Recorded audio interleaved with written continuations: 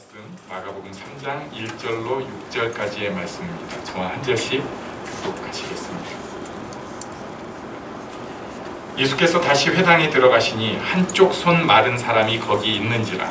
사람들이 예수를 고발하려 하여 안식일에 그 사람을 고치는가 주시하고 있거늘 예수께서 손 마른 사람에게 이르시되 한 가운데에 일어서라 하시고 그에게 이르시되 안식일에 선을 행하는 것과 악을 행하는 것 생명을 구하는 것과 죽이는 것 어느 것이 옳으냐 하니 그들이 잠잠하거늘 그들의 마음이 완악함을 탄식하사 노하심으로 그들을 둘러보시고 그 사람에게 이르시되 네 손을 내밀라 하시니 내밀매 그 손이 회복되었더라. 바리새인이 나가서 곧 헤롯 왕과 함께 어떻게 하여 예수를 죽일까 의논하니라. 아멘. 네, 지난주에 우리는 안식일은 하나님께서 꼭 쉬라고 정해주신 날이다. 근데 이것을 종교적인 의의 도구로만 해석하다 보니까 자기 의를 쌓아가는 도구가 안식일이 그렇게 돼버렸다. 쉬는 날이 아니라 뭔가를 쌓는, 지켜야 되는 날이 돼버렸다. 이것을 예수님께서 건드리시고 그러면서 예수님은 안식일의 주인이시기도 하다는 말씀을 나누었습니다. 오늘 다시 안식일 사건 한 번 더 가도록 하겠습니다. 1절 말씀을 같이 읽겠습니다. 시작. 예수께서 다시 회당에 들어가시니 한쪽 손 마른 사람이 거기 있는지라. 한쪽 손에 장애가 있는 사람이 있습니다. 한쪽 손에 장애가 있는 사람. 이게 외적으로 드러난 사람이에요. 그냥 여기에 이 사람은 왜 있는지 모르는 사람으로 보여지는데 우리 알고 있죠. 다음에 곧 이슈, 사건의 중심이 되고 맙니다. 2절에 보니까 사람들이 예수를 고발하려고 하는데 이 사람을 빌미로, 회당에 있는 한쪽 손 마른 사람이 있었는데 사람들이 예수님을 고발하려고 하는데 이 사람을 빌미로 삼으려고 해요. 이게 영적인 전투일 수 있습니다. 뭔가가 빌미로 꼬투리가 잡히고 그게 전투가 되는 거예요.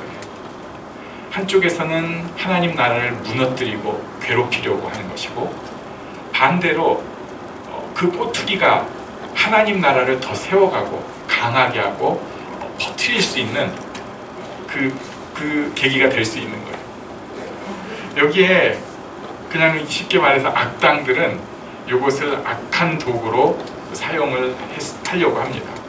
안식일에 예수님께서 그 사람을 고치시는가 주시하고 있거늘. 예수님이 안식일을 지키는지 안 지키는지를 그 사람, 한쪽 손에 장애가 가진 사람을 통해서 시험하려고 하는 것입니다. 안식일에는 급한 환자만 고칠 수 있는데 원래 장애를 가진 이 사람은 고치면 안 되는 거죠. 굉장히 잔인합니다.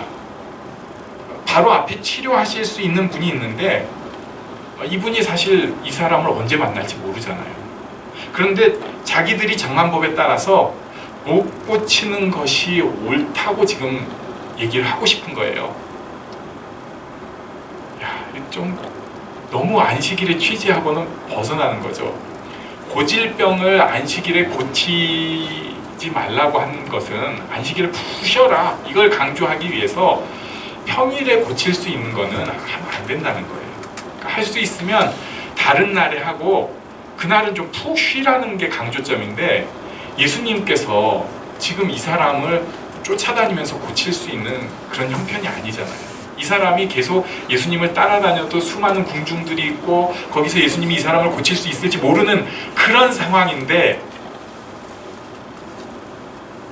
고칠 수 있나 없나, 안식일에 고치나 안 고치나 보자, 이렇게 하고 있는 것입니다. 예수님께서는 이 상황을 피하지 않으셨습니다. 그래서 3절에 보니까 예수님께서 손 마른 사람에게 이르시되 한가운데 일어서라 하셨습니다. 예수님께서 어떻게 보면 악당들의 도구, 빌미가 될 수 있는 상황을 피하지 않고 오히려 일으켜 세워버리셨어요. 그리고 예수님께서 질문을 하십니다. 우리 4절은 같이 읽겠습니다. 시작. 그들에게 이르시되 안식일에 선을 행하는 것과 악을 행하는 것, 생명을 구하는 것과 죽이는 것 어느 것이 옳으냐 하시니 그들이 잠잠하거늘. 예수님께서 정답이 정해진 질문을 하셨어요. 선을 행하는 것과 악을 행하는 것, 생명을 구하는 것과 죽이는 것, 어느 것이 옳으냐? 당연히 선을 행하는 것이 옳죠. 생명을 구하는 것이 옳습니다. 아픈 사람 고칠 수 있으면 고치는 곳이 옳습니다. 그런데도 이 악당들은 입을 딱 다물고 있어요. 아무 대답 안 하는 거예요.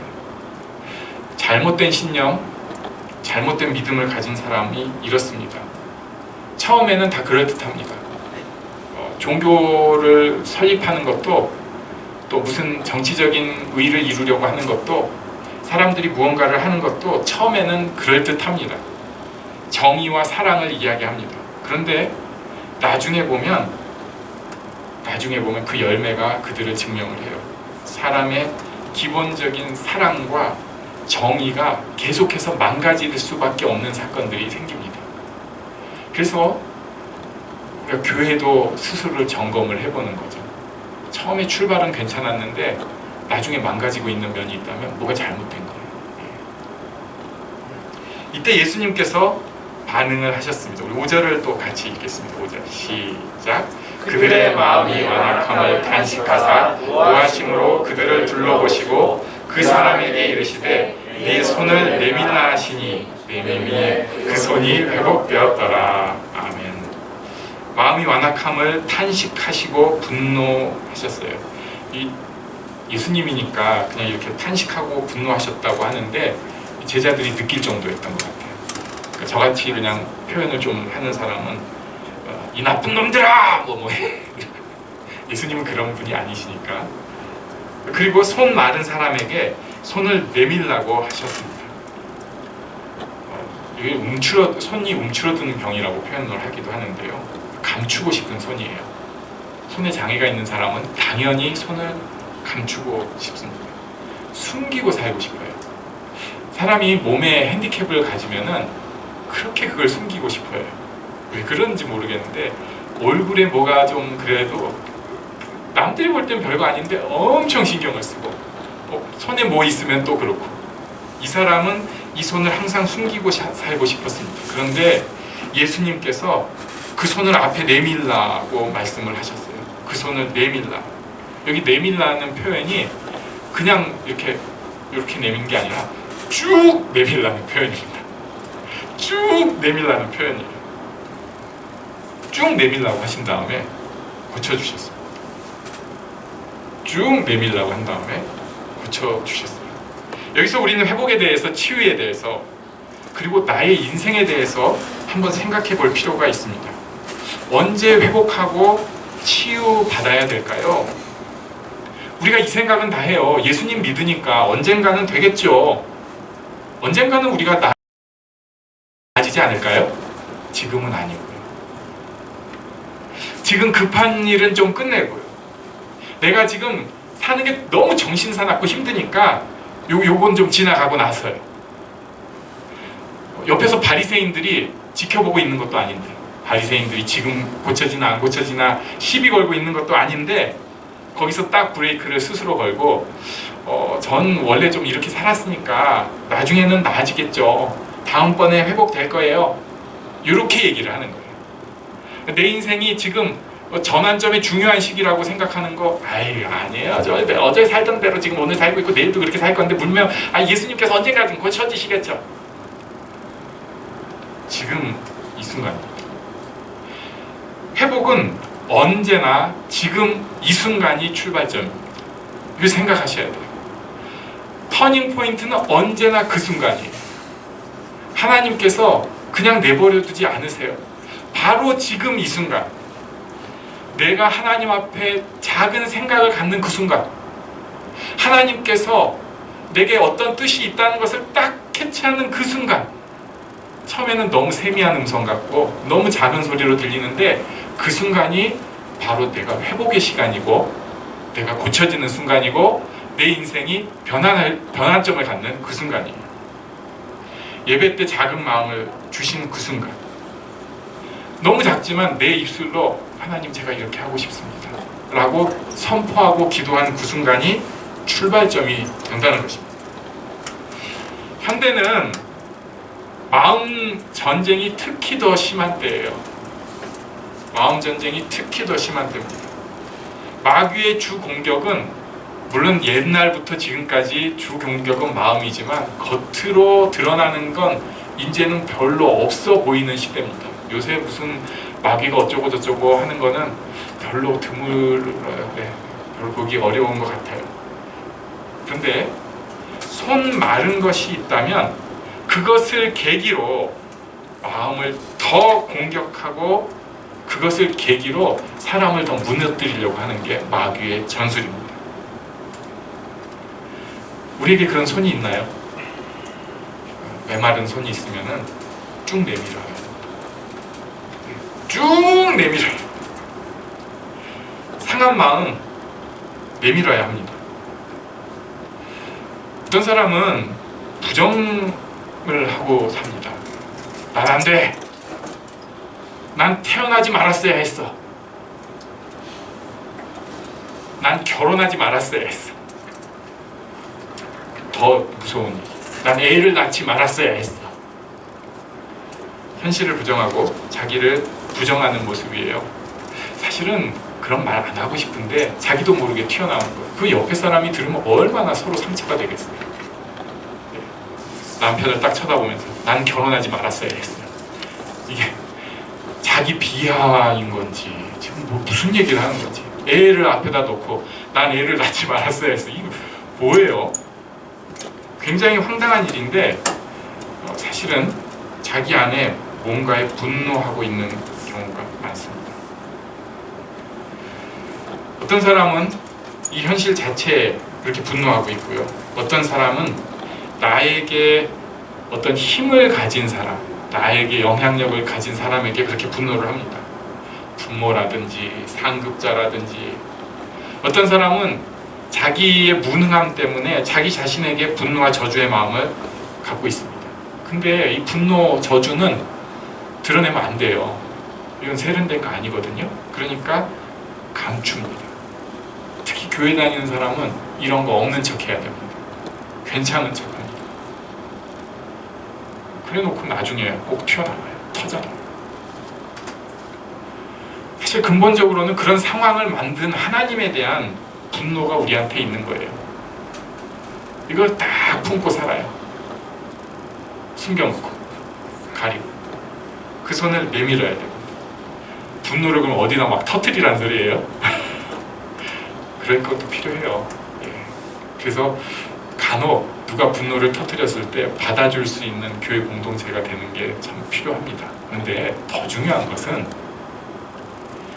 분노를 터뜨리는 것보다는 용서를 선포하는 게 필요해요. 자기 입으로. 십자가의 죽음으로 우리를 용서하신 예수님을 믿는다면 너무 어렵지만 나에게 있는 그 분노 느껴질 때 어렵지만 용서를 선포해야 합니다. 지금이 출발이에요. 저 과거에 이미 했어요. 몇 번을 더 선언하고 선포해야 할지 모르지만 지금이 또 그 축입니다. 어떤 사람은 휘딱휘딱 하는 사람이 있습니다. 이 사람이랑 같이 있으면 이 사람 말이 맞고 저 사람이랑 같이 있으면 저 사람이 말이 맞고 휘딱휘딱 왔다 갔다 보다 보니까 자기 마음을 자기도 몰라요. 나는 나대로 하나님 앞에 가장 소중하고 사랑받는 존재인데 그거 인정을 할 틈이 없어요. 왜냐면 맨날 옆에 가 있으니까.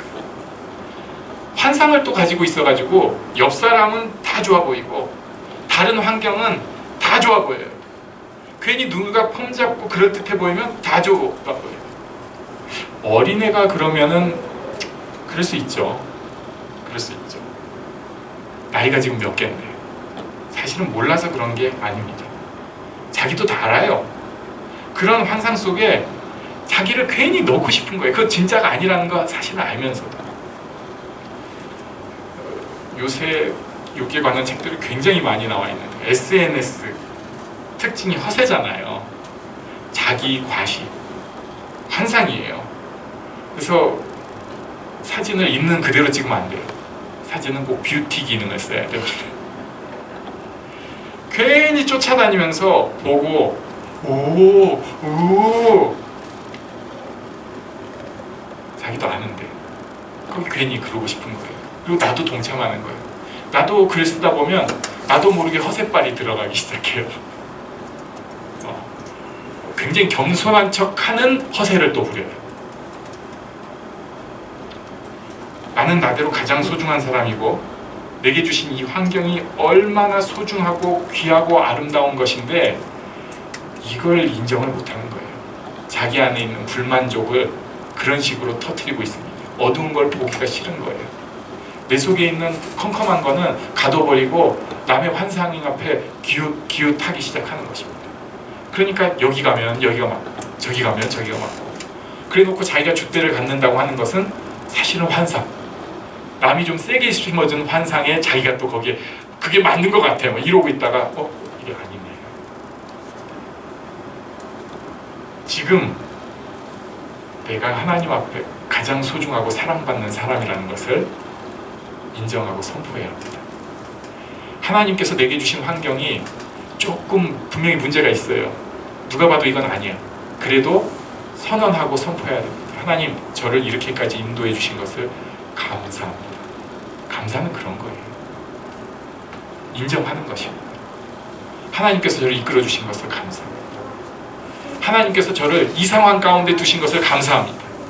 그리고서 하나님을 바라보면서 하나님을 붙잡고 가기 시작하는 거예요. 그러면은 겉으로 드러나는 거는 전이랑 또 똑같아요. 이 사람한테 가면 이 사람한테 맞춰주는 것 같고 저 사람한테 가면 저 사람한테 맞춰주는 것 같은데 자기가 휘딱휘딱 하진 않아요. 이제 그 사람을 인정하는 여유가 생기는 거죠. 그리고 오히려 하나님을 꼭 붙잡고 있는 자신의 소중함은 놓칠 수 없고 포기할 수 있는 자기가 갖고 있는 것입니다. 그 출발점이 지금입니다. 어떤 사람은 또 불안이랑 팔짱 끼고 살고 있습니다. 이 사람은 세상을 또 꽤 잘 알아요. 그래가지고 그렇게 분노하는 것도 별로 없어요. 현실을 그렇게 부정하지도 않습니다. 환상 속에 다른 사람한테 휘딱휘딱 넘어가지도 잘 않아요. 그런데 그렇게 세상을 알다 보니까 불안하기 짝이 없어요. 걱정이 돼서 견딜 수가 없습니다. 이걸 또 숨기고 살아요. 세상이 얼마나 파괴적이고 믿을 수 없고 위험한지를 아니까 두려워 죽겠는데 이걸 또 드러낼 수는 없잖아요. 그러니까 그걸 또 꼭 숨기고 사는 거예요. 두려움과 불안함이 그 사람을 이루고 있습니다. 하나님 앞에 그거 내놔야 합니다. 하나님, 제가 이렇게 두렵습니다. 제가 이렇게 불안합니다. 제가 겁이 납니다. 하나님, 제게 하나님을 향한 신뢰를, 믿음을 허락해 주세요. 나를 가장 사랑하시고 나를 가장 잘 아시는 하나님, 가장 좋은 것을 주시는 하나님, 혹 아픔을 주셔도 그 가운데 결국 합력하여 선을 이루시는 하나님, 그 하나님에 대한 신뢰를 주세요. 두려움의 손을 하나님 앞에 뻗쳐야 합니다. 그리고 신뢰의 손으로 바뀌어야 돼요. 이런 것이 매일 이루어질 일이 아니라 지금 하나님께서 내 마음에 신호를 주실 때, 어떨 땐 너무 바쁠 때 지금은 아닌 것 같아요 하는 그때 바로 손을 내밀어야 되는 거예요. 예수님께서 어떤 때는 이렇게 세우시는 것 같이 좀 힘들게 하실 때도 있는 것 같아요. 손을 내밀라고 명령을 하시면 더 민망하고 힘들어요. 주저주저해요. 그런데 그때 내밀고 출발하는 사람은 선한 인도하심을 가질 수 있습니다. 지나보면 돼요. 그때는 몰랐는데 내 그 작은 기도, 내 작은 선포, 내 마음의 변화 한 번 한 것이 얼마나 중요했는지 나중에는 알 수 있습니다. 우리는 하나님 앞에서 지금 한 걸음을 디뎌내야 합니다. 하나님께서 우리 안에 파도를 이루어 가시기 시작하세요. 처음에는 이게 작은 파도 같은데 나중에는 세상이 막을 수 없는 큰 파도가 되고 맙니다. 이 축복이 우리 모두에게 있기를 바랍니다.